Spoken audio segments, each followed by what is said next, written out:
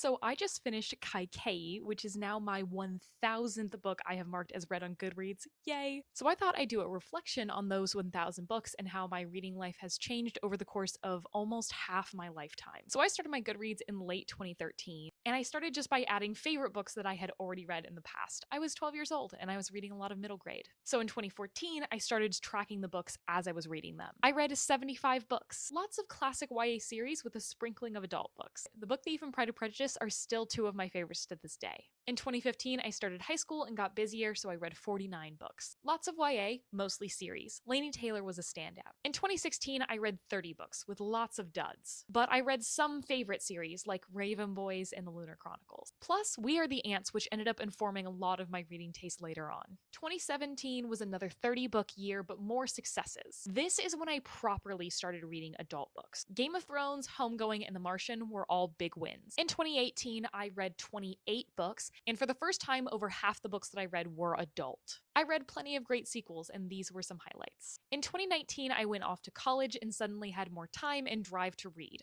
I read 57 books, over twice what I read in the previous year. I had an absurd amount of favorites, a lot of them tying into magic being in the real world. In 2020, I got to 93 books, almost doubling myself again. I found my favorite book of all time, Bunny, and found two new genres to love, horror and romance. This is also the year that I started talking about books online.